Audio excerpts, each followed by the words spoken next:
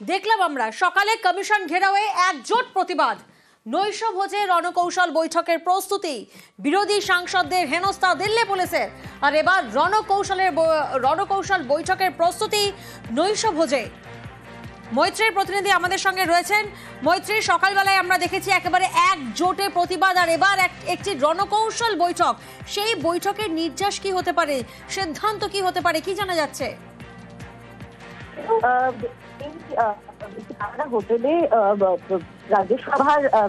রাজ্যসভার দলনেতা মল্লিকার্জুন খাড়গে সমস্ত বিরোধী সাংসদদের জন্য এই ডিনার হোস্ট করেছেন এবং সেখানে যেটা জানা যাচ্ছে যে সমস্ত বিরোধী দলের সাংসদরা আজকে তাদের জাতীয় নির্বাচন কমিশনের তাদের যে কার্যক্রম ছিল অধিবেশন চলাকালীন তাদের যে প্রোটেস্ট এবং সেই জায়গার পরে আগামী দিনে কোথায় এগিয়ে নিয়ে যেতে পারে সেই বিষয়ে সমস্ত বিরোধী দলের যারা সাংসদরা ছিল তাদের মধ্যে ইনফর্মাল আলোচনা হয়েছে।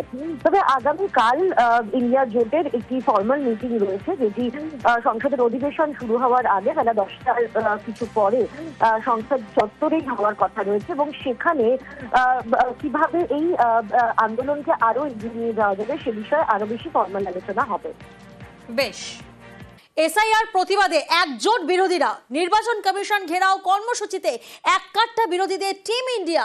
কমিশনের দফতর পৌঁছানোর আগেই ব্যারিকেড আটকানো হলো রাহুল, প্রিয়াঙ্কা, অখিলেশ মহুয়াদের।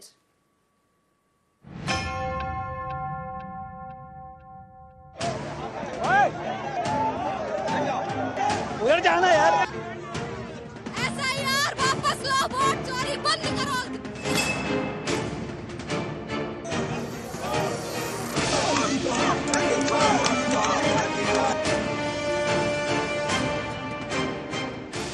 এসআইআর ভোটার তালিকার বিশেষ নিবিড় সংশোধন, এ নিয়ে সোমবার গরম রাজধানী। নির্বাচন কমিশনের দপ্তর ঘেরাও কর্মসূচিতে এক কাট্টা বিরোধীদের টিম ইন্ডিয়া।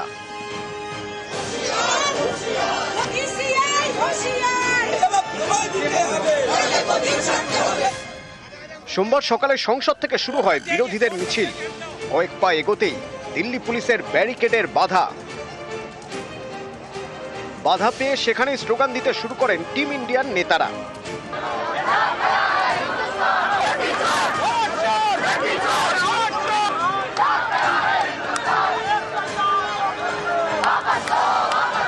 अभी हमें यहीं रोका गया है, निर्वाचन सदन तक हमें चलने नहीं दी जा रही है। तो ये तो यहीं तो पार्लियामेंट के सामने, संसद के सामने संसद की हत्या हो रही है। রাস্তায় বসেও অনেকে বিক্ষোভ দেখাতে শুরু করেন। তারপরেও বিরোধী সাংসদদের নির্বাচন কমিশনের অফিসের সামনে যাওয়ার অনুমতি দেয়নি দিল্লি পুলিশ। তখন ব্যারিকেডের উপর উঠে পড়েন মহিলা সাংসদরা।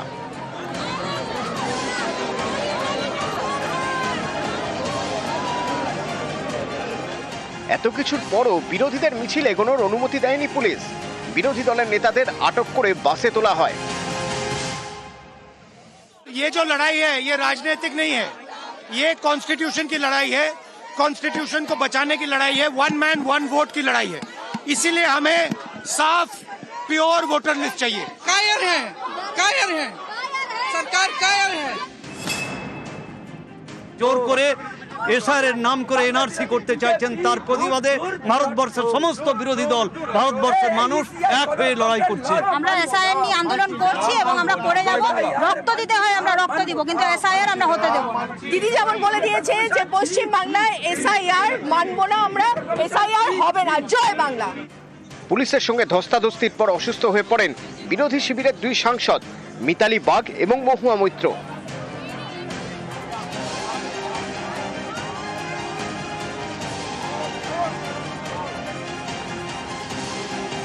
আমরা এখন পার্লামেন্ট স্ট্রিট থানায় আমাদের আটক করা হয়েছে। নির্বাচন অফিসে আমাদের ঢুকতে দেওয়া হয়নি। আমাদের দিল্লি পুলিশ আটক করে ব্যারিকেড দিয়ে আটক করে বাসে তুলে দিয়েছে।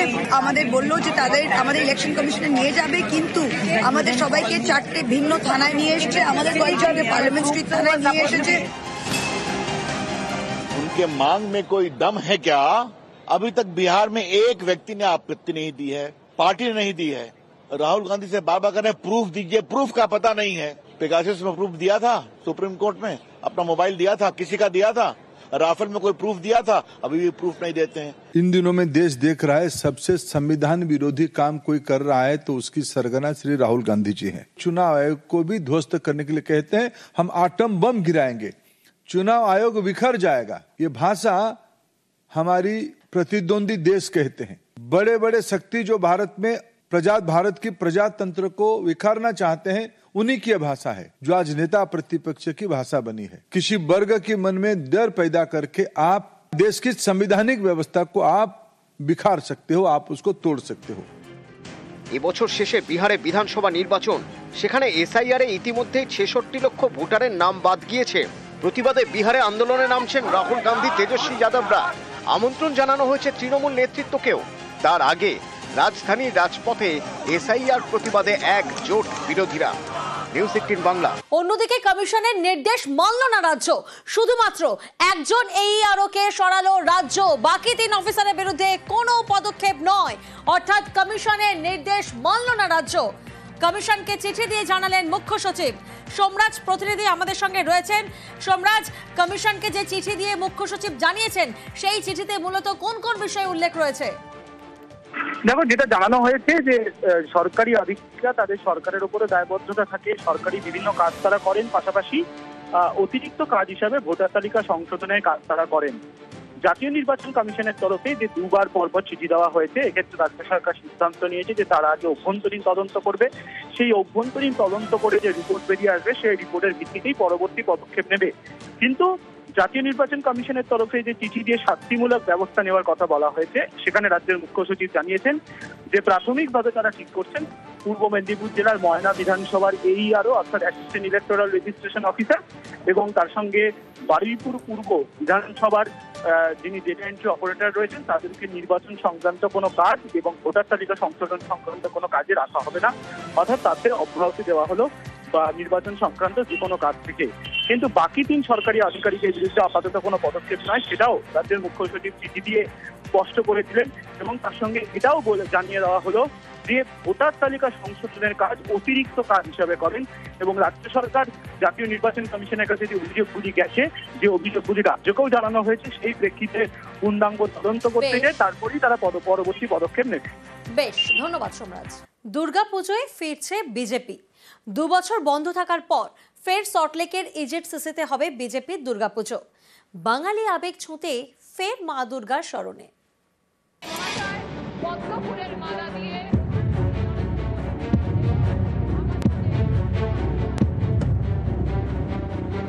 जय मां काली, जय मां दुर्गा।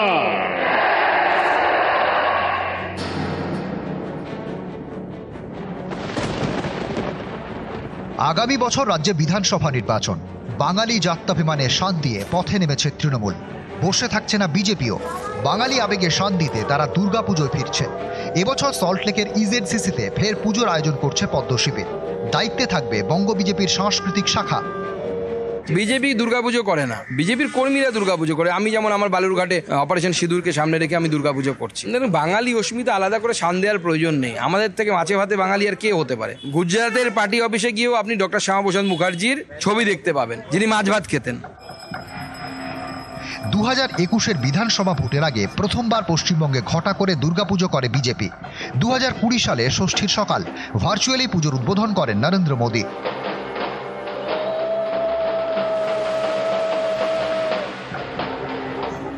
ইজেডসিসিতে জমকালো দুর্গা বন্দনার সঙ্গে চলে এলাহি খাওয়া দাওয়া।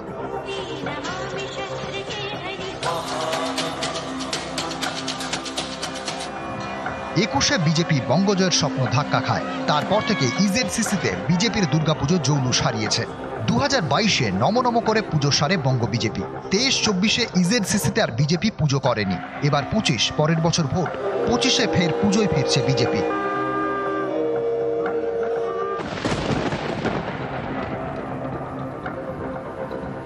গত কয়েকটি ভোটে বিজেপির গায়ে বহিরাগত দলের তকমা লাগিয়ে দিতে অনেকটাই সফল হয়েছে তৃণমূল।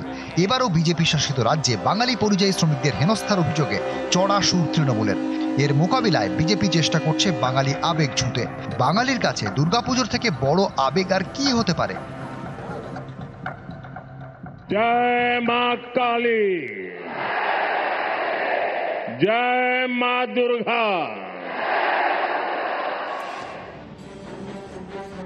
26 বিধানসভা নির্বাচনের আগে ফের একবার ইজেডসিসিতে আয়োজিত হতে চলেছে বিজেপি সংস্কৃতি সেলের তরফ থেকে দুর্গ উৎসবের।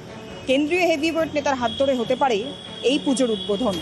তবে বিজেপির বাঙালির মননে প্রবেশের চেষ্টা কতখানি ভোট বাক্সে প্রভাব ফেলে সেটাই দেখার। ক্যামেরায় বিপুলের সঙ্গে সুস্মিতা, নিউজ 18 বাংলা, কলকাতা।